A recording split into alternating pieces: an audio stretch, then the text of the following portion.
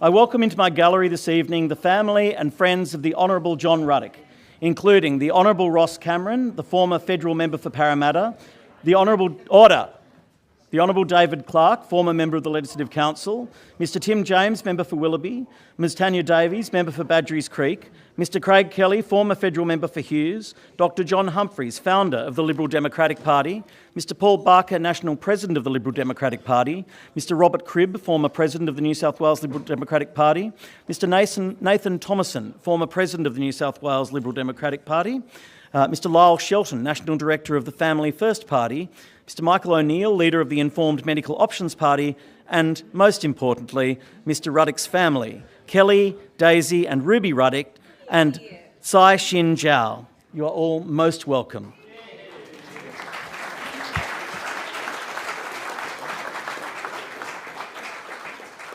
It now being 6 p.m, according to resolution of the House, proceedings are now interrupted to enable the Honourable John Ruddock to make his first speech without any question before the Chair. The member has the call.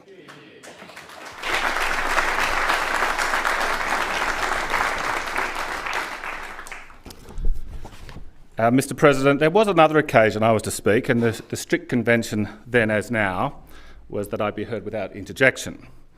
That was my inaugural speech at the Young Liberal Council a few blocks from here in 1994. I think this was just before your time at that forum, Mr President, but despite being a newbie, I launched into the most bitterly contentious factional brawl of the day. That no interjection thing was wantonly discarded. Thus began 27 years of a highly dysfunctional relationship between the New South Wales Liberal Party and John Ruddock. Multiple candidacies for the Young Liberal presidency, multiple candidacies for state and federal party president, endless violation of that party's prohibition against speaking to the media, dozens of unsolicited emails to the entire membership about one righteous cause after another, multiple expulsion attempts, all deftly dodged, 2 constitutional reform battles that went on for years, climaxing in apparent triumph, only to see the factions soon devise ways to skirt the new rules. And to top it all off, Mr President, in 2018 I wrote a book explaining how everything the Liberal Party organisation was doing was completely wrong. But I do sincerely thank my colleagues here from my former party for their warm welcome to this place. There's no surer way to mend years of factional strife than quitting for good and joining a better party. I feel like Switzerland, peace with all. I first heard of the Liberal Democrats in 2012 when Clinton Mead, who's here tonight, was elected a mayor. I devoured their website and said, hallelujah.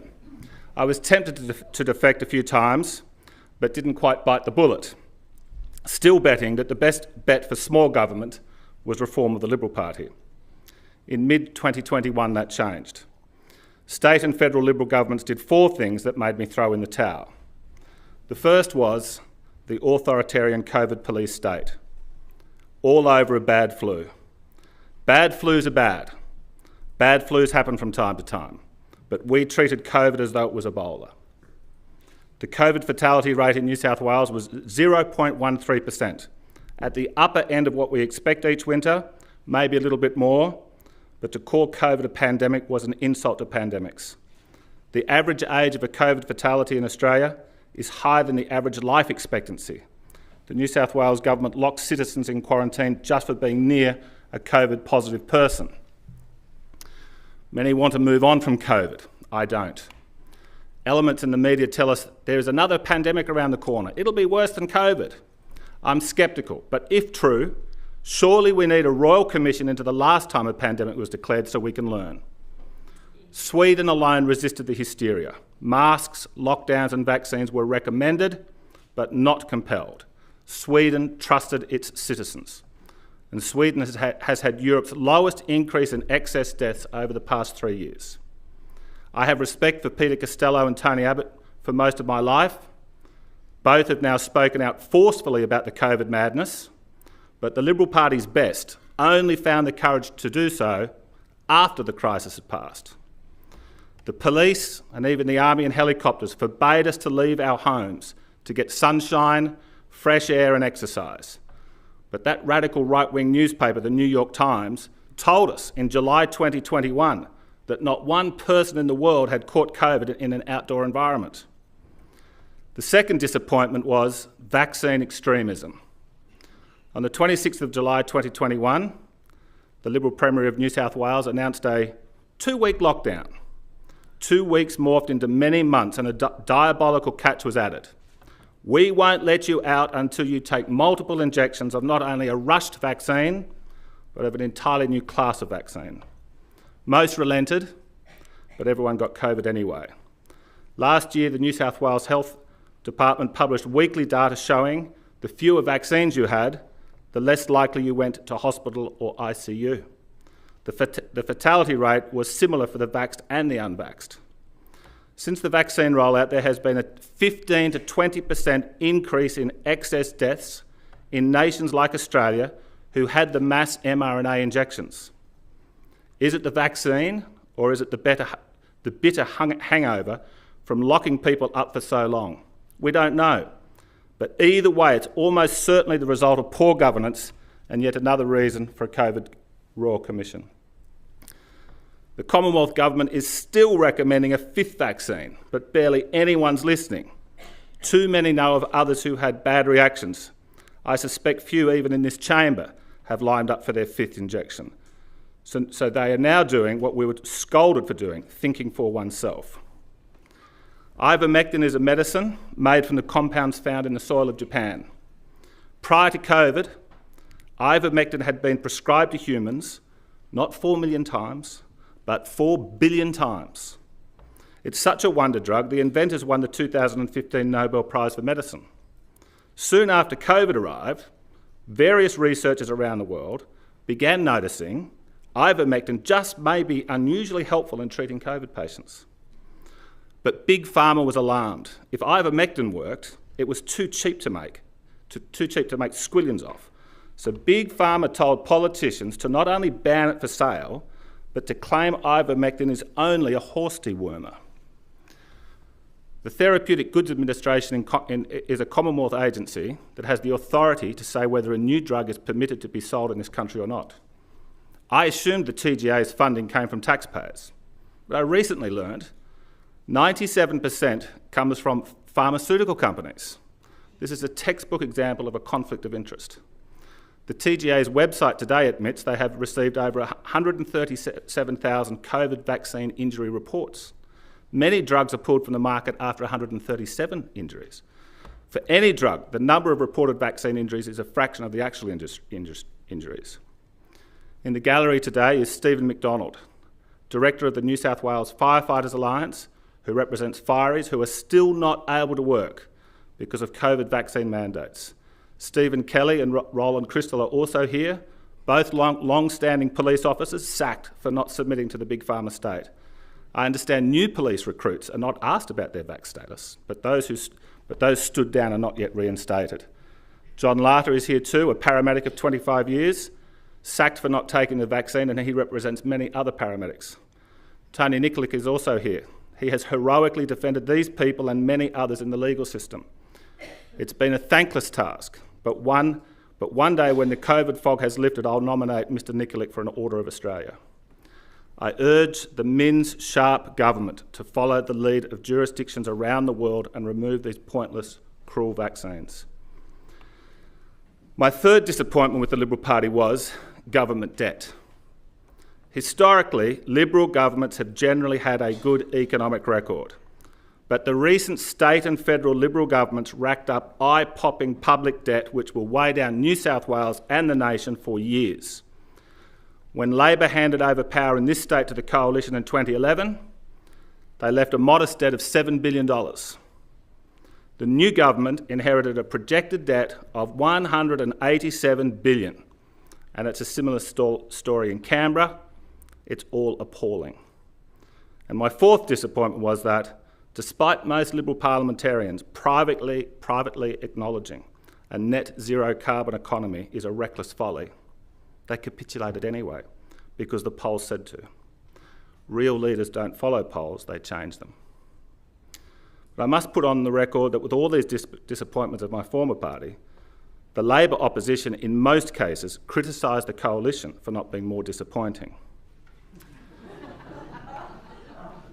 Yes, I'm encouraged by the rhetoric of the new government around budget repair, but sorry, I'm sceptical. There have been very few Labor figures since 1901 who cut spending, deregulated industry and had a pro-free enterprise approach. But when they have done so, such as Bob Hawke, Paul Keating, Peter Walsh, Michael Costas and ALP-ish Joe Lyons, their governments enjoyed electoral success. So there's a free tip to the government. When I showed up at Liberal Democrat meetings, I found what I had always hoped to find in a political party. Libertarians are widely read, extremely diverse, big picture thinking, and passionate about a better future. Plus there's an oversupply of supreme intellectual know-alls who think nothing of having a 2-hour argument about whether Ayn Rand is better than Milton Friedman. Spoiler alert, she is. The Liberal Democrats are a libertarian party. We libertarians are plotting to take over the world so we can leave you all alone. Libertarianism can be summed up in 2 words: power corrupts. We believe in the inherent morality of capitalism, simply because it is what people will spontaneously do when left alone. The worst atrocities in history were not the result of drought, flood, pestilence or plague, but of big government throwing its weight around like an elephant stomping on ants. Scepticism of government doesn't make you a conspiracy theorist, it makes you a history buff. The relationship between the state and citizen is a yin and a yang. The bigger the state is, the more stunted citizen potential. The smaller the state, the more dynamic the citizens. Today's gold medalist in the Libertarian Olympics is Switzerland. Now, it's not a libertarian utopia, but for generations, the Swiss have enjoyed the least intrusion from government and thrived on all fronts. The Swiss economy is the second most deregulated in the world, behind Singapore, and has one of the highest per capita incomes in the world. Switzerland has the 4th lowest tax rates in the OECD. Free speech is constitutionally guaranteed. Unlike Australia, the Swiss is a true federation. Switzerland has a population similar to New South Wales, but power is devolved down to the 26 states, or what they call cantons. Most political power is held by the cantons, who experiment and learn from each other. Our state governments are largely welfare dependents of a central government far bigger than what the now forgotten but noble federation skeptics who dominated this chamber in the 1890s feared federation would lead to. Contentious laws in Switzerland are decided by citizens-initiated referendums. Now, we prefer citizen-initiated vetoes, but I'll leave that for an adjournment speech one day. The Swiss government has nothing to do with healthcare, except for giving low-income earners a voucher which they use to purchase insurance from a dynamic private marketplace. Over 99% of Swiss have that health insurance, and surprise, surprise, the Swiss enjoy the best health stats in the world. The Swiss are cautious with social reforms, but cannabis is becoming legal. Libertarians make no judgment, no moral judgment on the rights or wrongs of cannabis. Indeed, we want public debate. But we do not want a busybody government threatening punishment over cannabis use. So to the Honourable Jeremy Buckingham, can I say, when you need a vote on this issue, you've got one locked in. Swiss households have one of the world's highest firearm ownership rates. But Switzerland also has the world's lowest murder rate. Those firearms deter criminal behaviour, government overreach and invasion. So to my colleagues in the Shooters Party, when you need a vote on that issue, you've got another one locked in too. But what libertarians like most about Switzerland is its 500-year-old tradition of staying the hell out of war. Barring a Napoleonic incursion, Switzerland has not been invaded. When the armies of death marched across Europe during World War I, World War II and the Cold War, they didn't think to invade Switzerland. Ukraine's Vladimir Zelensky recently addressed the Swiss Parliament and demanded the Swiss renege on their ancient tradition and fund his side of the war. Half the Swiss Parliament walked out and rightly urged all sides in that conflict to agree to peace talks immediately. Perhaps Switzerland is so successful because it hasn't sent its finest young men out. It hasn't sent its finest young men out to get slaughtered every second generation. The Swiss are, however, stellar global citizens. In the 19th century, a Christian businessman from Geneva, Jean-Henri Dunant, was on his way to a meeting in Italy when he came across a horrific sight. 40,000 dead and wounded lay where a battle had just been fought. No one was providing any care. Dunant cancelled his travel and spent days doing all he could to alleviate suffering. Deeply disturbed, he returned home, called a meeting of other Christian businessmen and gave the world the Red Cross, which today has 16 million volunteers.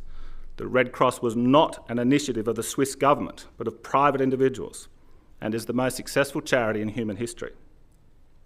Government programs come and go, but the Red Cross demonstrates the best of Christianity and the best of privately organised welfare. This is a state parliament, Mr. President, but please indulge me to make a point about a foreign policy matter that has the potential to cause catastrophe to New South Wales. Libertarians are concerned at the endless arms build-up in the Asia-Pacific. Our leaders tell us China is muscling up and expansionist. Chinese leaders tell their citizens the West is muscling up and expansionist. Both are correct. I fear a July 1914 succession of events that sees the Asia-Pacific stumble into a pointless war. With today's weapons and Asia's population, the death toll from such a war could exceed World War II. Assuming Australia wasn't reduced to rubble in the process, we'd be overwhelmed with millions of refugees. I am sympathetic to former Prime Minister Paul Keating's concerns about our monstrous spending on weapons that are not designed to defend, but to attack. The most dangerous person on earth, we are told, is Julian Assange. But if journalist Assange was free to publish his criticisms of the world's war machines, we would all be safer. #free Assange. The two American presidents in my lifetime, who the experts said would be the most dangerous on the world stage, were Ronald Reagan and Donald Trump. But both defied the foreign policy establishment and reached out to historic adversaries, became friends with once hostile leaders, and calmed geopolitical tension. Now, libertarians are not pacifists. When a delusional regime says they want world domination, like the Nazis, Imperial Japan, or the Soviet Union, then they obviously leave us no choice. But we agree with Winston Churchill, jaw is almost better than war. Australia is a proudly Western nation with Asia-Pacific geography. We are therefore best placed to lead the campaign to de-escalate superpower tension in the Asia-Pacific. Another reason libertarians don't like big government, because mankind is from time to time subject to irrational, harmful mass delusions, especially when melded with big government. COVID is merely the latest case study. One of the benefits of separating church and state was that if a religious grouping did get delusional, at least the delusion was contained and not magnified by state power. Let me tell you the story of William Buckley, an escaped convict who was warmly adopted by an Aboriginal tribe in the Geelong area.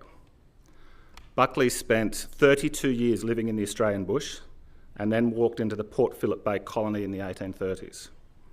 Buckley expected to be punished by the English for being an escapee, but the English were fascinated by his account and employed him to foster good relations with the Aboriginals. Buckley then wrote a gripping book which contains an episode where his tribe and the surrounding tribes were in a mortal panic. These tribes held the supernatural belief that the world was held up by a powerful man who used ropes to keep things in place at the end of the world. There was panic because the word had gotten around that the strong man was getting weary. And if every tribe didn't immediately send him all their food, tools and weapons, the world would definitely implode.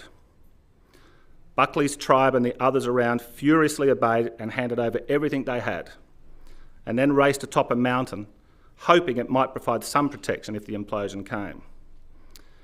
Buckley wrote of this episode, "But who the old juggling, receiving thief was, I could never make out. However, it is only the same sort of robberies which was practiced in other countries of what is called Christendom." Buckley was correct. Mass delusions are a universal phenomenon. The pyramids of Egypt are impressive, but the pharaohs likely concocted an apocalyptic delusion to con countless poor souls to spend their lives in backbreaking work to build fancy graves. Half a millennia ago, the then all-powerful church convinced the peasants of Europe their relatives were suffering in hell. But if they handed over money to the church, then they'd get an escape pass. As soon as a coin in the coffer rings, a soul from purgatory springs.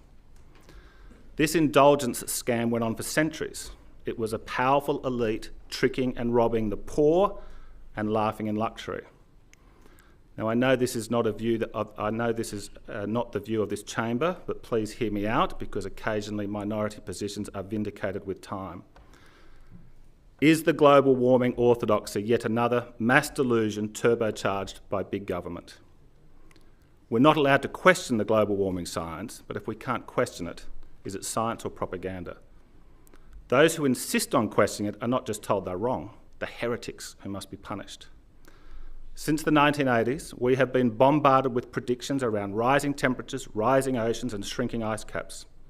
These predictions are not materialising. At most, it's a zigzagged 1 degree Celsius rise in 150 years. This is a remarkably stable era for temperature compared to the geological record. And every time there's a natural disaster, we're told, oh, this is proof of global warming. But in every case, a sober analysis reveals these calamities are in line with natural cycles. Surely if we're going to embark on re-engineering the world's energy supply, we should ask the hard questions. Why was global warming rebadged climate change? Is it because the warming didn't arrive? We were promised cheaper energy through privately funded renewable energy. But we have ever-soaring power prices despite endless government subsidies. That trend line is unending. Why are the promoters so hostile to nuclear energy when everybody agrees nuclear is the least carbon-emitting energy source? Is it because the promoters are not invested in nuclear? And should we listen to characters like Al Gore and Greta Thunberg, who have zero qualifications in this field? Gore has successfully cultivated an image. He is a Gandhi or a Mother Teresa-like figure. But over a decade, the New York Times speculated Gore was the world's first carbon billionaire. Gandhi and Mother Teresa, of course, led penniless lives. Are the carbon credit schemes the indulgences of our time? For 130 years, the Labor Party has strived to defend low-income earners, the battlers that today are struggling while making rich people richer. When it's pointed out that perhaps the science is not as settled as we are told, some get upset. But surely it would be a good thing if we weren't facing a global apocalypse, wouldn't it? It seems like some want to press ahead regardless of reality because it is in their commercial and political interests to do so. The 1960s saw the rise of a new movement, environmentalism. That once fringe movement has won the debate around a clean energy and protection for what is left of our natural world. I fear that good movement has been conflated with and hijacked by a money-making scheme called global warming. In 2009, I found myself not far from here in a reasonably friendly private debate with a high-profile climate change activist. In the middle of her berating my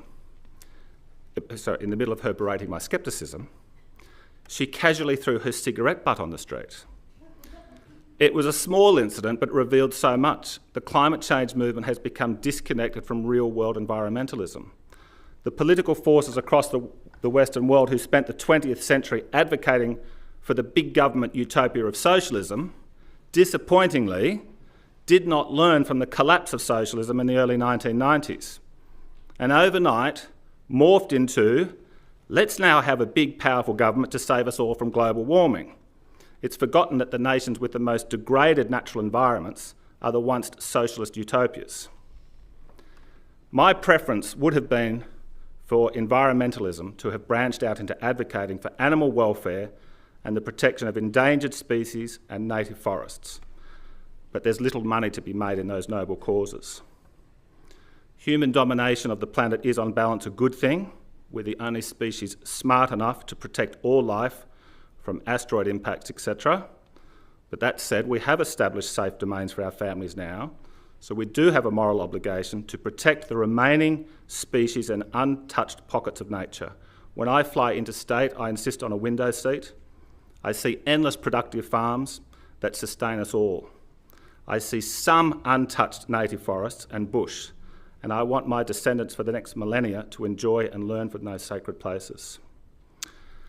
Okay, Mr. President, we're into the final stretch, and yes, I've saved the best for last.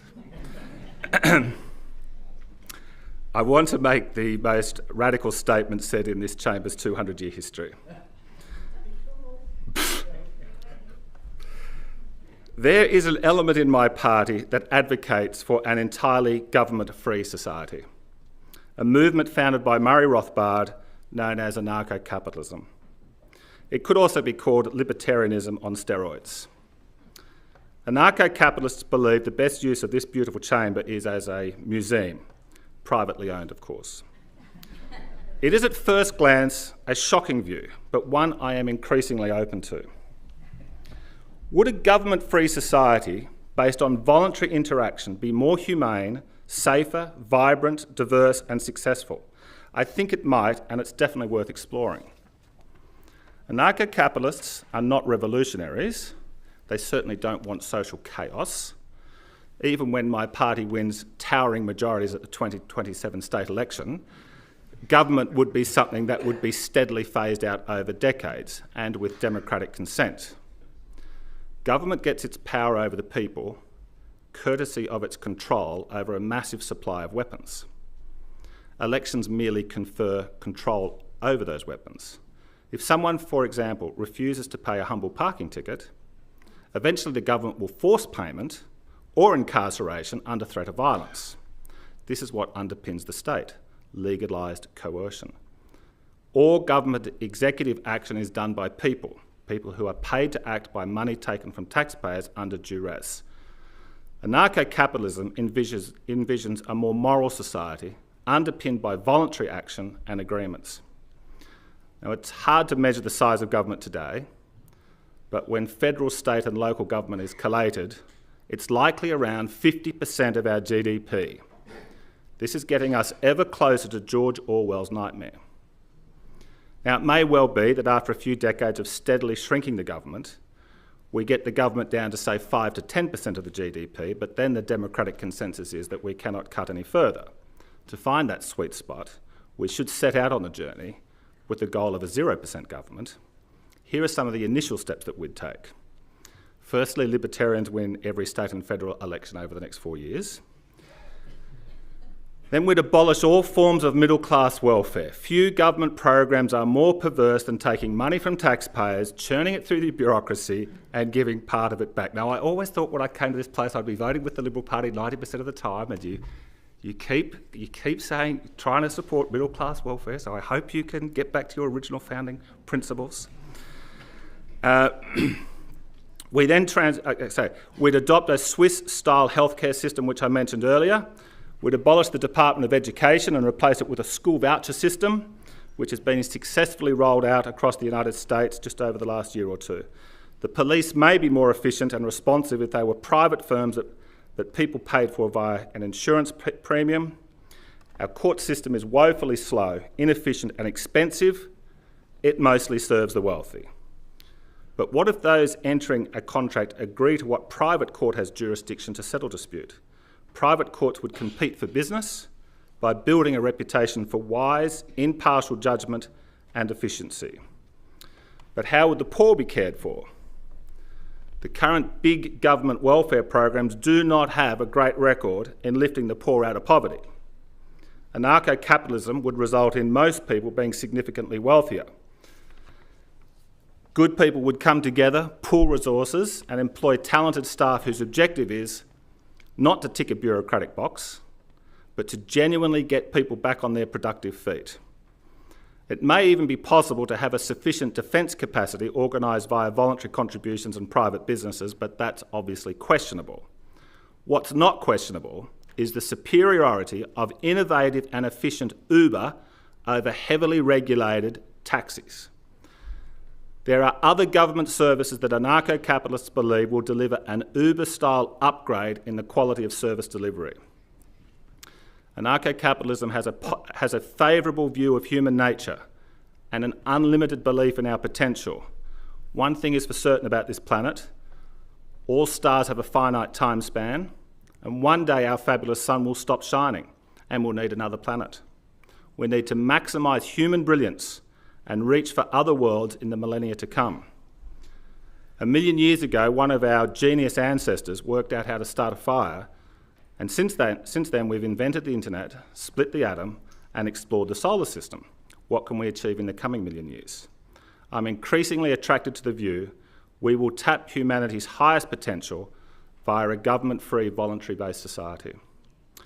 Almost in conclusion, Mr. President, it is said within libertarian circles, everybody agrees with us in hindsight. Here's 5 examples. Western political parties spent most of the 20th century split between democratic socialism and Keynesianism. It was the fringe libertarians who articulated the benefits and the morality of free enterprise. Socialism in its various forms killed 100 million people in the 20th century, and Keynesianism gave us stagnation. But Milton Friedman, Frederick Hayek and Ayn Rand and others in the 1960s and the 1970s began winning public support, which triumphed in the leadership of Ronald Reagan and Margaret Thatcher. Between 1979 and the 2009 subprime crisis, free enterprise dominated the world's economics debate, and it lifted billions out of poverty. 2, libertarians make no judgment on gay marriage, but we campaigned in favour of marriage freedom when Barack Obama and Julia Gillard were publicly opposed. 3, now I was initially wrong on this one, but the libertarians were against this century's catastrophic Middle Eastern wars of choice. 4, we were against taxpayers recklessly bailing out banks in the subprime crisis and lumping us all around the world with debt which has only ratcheted it up since. And 5, we're instinctively on the side of minorities being bullied by the state and popular culture. If we are correct in the rear-view mirror, Mr. Speaker, surely libertarianism should be given some degree of defence going forward. So, Mr. President, can I ask my parliamentary colleagues, who are now convinced that they too should become a libertarian, to form an orderly queue out the front of my office where I will help them complete a membership form? Thank you.